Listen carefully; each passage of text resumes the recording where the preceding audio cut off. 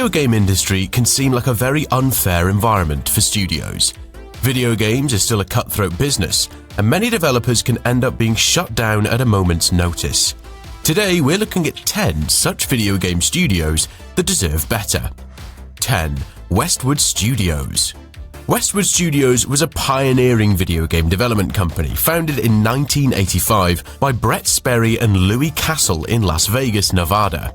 The studio is best known for creating the Command & Conquer series, which helped popularize the real-time strategy or RTS genre. Westwood Studios was also responsible for other notable titles, such as Lands of Lore, Eye of the Beholder, and Blade Runner. In 1992, the studio was acquired by Electronic Arts, which provided additional resources for its future projects. However, despite continued success in the 1990s, Westwood Studios struggled to adapt to the rapidly changing video game industry in the early 2000s. In 2003, EA decided to close Westwood Studios, citing the company's inability to keep pace with the evolving market and internal changes within EA. The closure marked the end of an era, as many of Westwood's talented staff were absorbed into EA's other divisions or left the industry. 9. Japan Studio. Founded in 2005, Japan Studio is a developer of Sony Interactive based in Tokyo. It was best known for the Ape Escape, Loco Roco, Patapon, Gravity Rush, Knack series, the Team Ico games, and even Astrobot Rescue Mission. However, in early 2021, trouble was brewing within PlayStation. Unbeknownst to most folks, PlayStation's Japanese and Western branches were in a tumultuous war with each other, fighting for power over what direction to take the PlayStation brand. If you haven't noticed from platform holders' exclusives, the Western branches won. As a result, Sony shut down Japan Studio, one of its original first-party studios going all the way back to the PS1. 8. Evolution Studios. Founded in Cheshire, UK in 1999 by Martin Kenwright and Ian Hetherington, Evolution Studios was responsible for creating the successful World Rally Championship and MotorStorm titles for the PlayStation 2 and 3 before its acquisition by Sony Computer Entertainment in 2007. Its latest game, Drive Club, was announced during the press conference Sony held in February 2013 to reveal the PlayStation 4 and was intended as a key early title for the console. Drive Club, though, had a troubled history, including multiple delays and a lack of crucial internet functionality for weeks after launch. But the game received regular updates until 2016. Trouble in Evolution started as early as March 2015, when 55 staff members were let go. To put that into perspective, that was almost half of the studio. These redundancies were described by Sony as a way to focus the studio on developing Drive Club as a service. However, a year later, in March 2016, Sony would announce that Evolution Studios was closing for good. Many fans have speculated that this studio's closure was due to the fact that Sony wanted to keep Polyphony Digital's Gran Turismo as the only PlayStation-exclusive racing game franchise. What do you think about that? 7. Clover Studios. Although the studio would only last 3 years, those 3 years were packed with some fantastic games. Clover was founded under Capcom in 2004 to develop new IP, though its first project would be porting Viewtiful Joe to the PS2 before working on a sequel and 2 spin-offs. Clover then released Okami, a gorgeous watercolored action-adventure title that failed to live up to Capcom's sales expectations. In fact, none of Clover's games, including its last, the beat-em-up God Hand, were high sellers. Despite good reviews, Clover's low sales and some creative stiflement from Capcom led to the studio's demise. But the silver lining came when some of its creative leaders founded the now legendary Platinum Games. 6. Visceral Games. Until they were closed down, Visceral Games were one of the best developers out there, not only creating the amazing Dead Space trilogy. Some of the studio's most recent efforts included the underrated hack-and-slash action game Dante's Inferno and Battlefield Hardline. Before becoming Visceral Games, the then-named EA Redwood Shores made great licensed games too, with 3 James Bond titles to their name, a couple of Lord of the Rings tie-ins, and even the surprisingly good Godfather games under their belt. The studio proved that they could make great experiences with other people's properties. Consequently, when it was announced that the studio had been working on a new narrative-driven Star Wars game, led by the director of the first 3 Uncharted games, no less, players went nuts. Tragically, though, EA made the decision to close Visceral Studios in 2017, and it sounds as though their Star Wars game will never see the light of day. EA's CEO, Andrew Wilson, stated that the reason for Visceral's closure was based on listening to player feedback and following marketplace trends, which many players didn't believe anyway. And if you're enjoying the video so far, let me know by hitting that like button. 5. Maxis. Creating a phenomenon in both SimCity and The Sims, Maxis took the world by storm in the late 1990s and early 2000s. Identifying a gap in the market and going for it, the studio's releases broke out of the core gaming scene and quickly became a staple of every family home. After a steady stream of success, though, Maxis became limited to working on The Sims full-time under their new publisher EA. With the excitement surrounding the main series wearing off, and after new releases didn't really push the franchise forward, Maxis' focus shifted onto a series they had ignored for too long: SimCity.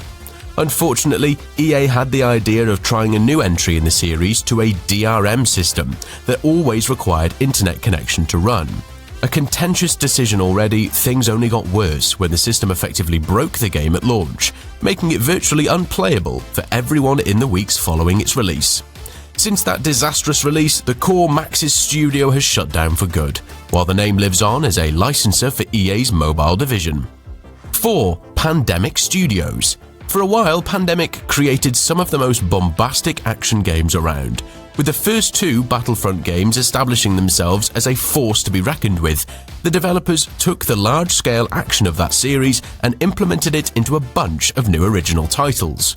Consequently, after following up their 2 Star Wars games with the cult classic Destroy All Humans and the underrated Mercenaries in 2005, the studio was thriving. Unfortunately, after releasing sequels to both of those games, the team was bought by EA in 2007. Put onto new original games as well as licensed properties, the team quickly churned out Lord of the Rings Conquest and The Saboteur.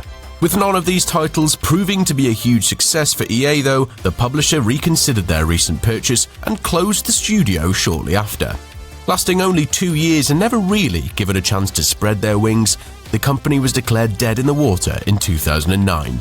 Yet another one of EA's buy and close type of studios. 3. Radical Entertainment. Throughout the 2000s, Radical Entertainment established themselves as a pretty capable mid-tier developer, never making any smash hits, but also never releasing any duds. The studios cranked out The Simpsons Road Rage and Hit and Run before releasing one of the best superhero games ever with Hulk Ultimate Destruction in 2005. Still not quite breaking into the big time or gaining enough clout with publisher Activision to be put onto their own original series, the developers were then moved onto the recently acquired Crash Bandicoot franchise, creating Crash Tag Team Racing before rebooting the character entirely with Crash of the Titans in 2007. Finally given their big break, Radical came up with the Prototype series in 2009, and despite being pretty successful and resulting in 1 sequel, ultimately signed their own death warrant. After years of making decent games but never achieving all that much in the way of commercial success, the studio suffered massive layoffs following the Prototype 2's underperformance, with Activision announcing that the crippled studio would no longer make its own games, but instead act as a support team for the publisher's other major franchises. 2. Neversoft. In charge of 9 Tony Hawk Pro Skater titles, the team at Neversoft has shaped the youths of many gamers growing up. But they weren't just a one-trick pony. Spreading their wings and creating radically different experiences than what they were known for, such as the Wild West shooter Gun, proved that the developers had what it took to become a top-tier studio. Unfortunately, their publisher Activision didn't think so and put them in charge of steering the Guitar Hero franchise to success instead. When that didn't work out, Neversoft were relegated to being a support studio to aid the development of Call of Duty after Infinite Ward suffered a mass exodus following the release of Modern Warfare 2, eventually being merged into that other team completely in 2014. Sadly, the personality that Neversoft brought to the gaming industry may never be seen again, and neither will that iconic skewered eye that preceded most of your favorite childhood games. 1. Monolith Productions. Founded in 1994, Monolith Productions was best known for games such as Blood, No One Lives Forever, and the Fear series. They were also responsible for the development of LithTech game engine, which was used for most of their games. Between 1997 and 1999, Monolith also published games, some developed by the studio, some made by third parties. In 2004, they were acquired by Warner Bros. Interactive, and in 2014, the studio released what would become one of their most well-known titles, Middle-earth: Shadow of Mordor, which also introduced the world to the Nemesis system. The sequel, Middle-earth: Shadow of War, was released 3 years later in 2017. In 2021, Monolith announced that they were developing a new Wonder Woman game, which got fans really excited. However, just earlier this year, Warner Bros. Decided to make some cuts, closing 3 of their studios, Monolith included. They cancelled the Wonder Woman game, citing a disappointing 2024 for the company's game division. Instead, Warner Bros. Said that they would focus on just 4 franchises going forward: Harry Potter / Hogwarts Legacy, Mortal Kombat, DC, primarily Batman, and Game of Thrones. However, one has to wonder what's going to happen now with the Nemesis system. After all, Warner Bros. Went through so many years of troubles to get it patented. Will there ever be another Middle-earth game to make use of it? Regarding the now scrapped Wonder Woman game, the company has said that the title no longer falls within their strategic priorities, and that they would rather focus on fewer but bigger franchises. What do you think about this decision? Are there any other gaming studios you think were unfairly closed? Let me know in the comments section below. And if you enjoy gaming content, be sure to check out the videos linked on screen.